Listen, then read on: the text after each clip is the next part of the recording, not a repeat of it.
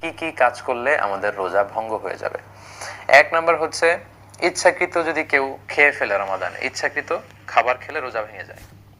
দুই নাম্বার হচ্ছে drinking intentionally, ইচ্ছাকৃত যদি কেউ ড্রিঙ্কস করে, পান করে, কোনো শরবত খেয়ে ফেলে, পানি খেয়ে ফেলে, জুস খেয়ে ফেলে, রোজা ভেঙে যায়।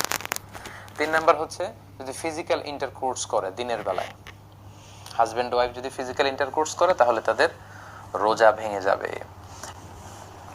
চার নাম্বার হচ্ছে ভমিটিং ইনটেনশনালি, ইচ্ছা করে যদি কেউ বমি করে তাহলে তার রোজা ভেঙে যাবে। পাঁচ নাম্বার হচ্ছে হস্তমৈথুন,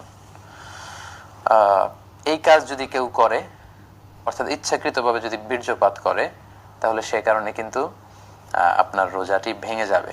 সো ছয় নাম্বার হচ্ছে কেউ যদি সিগারেট খায়, স্মোকিং করে।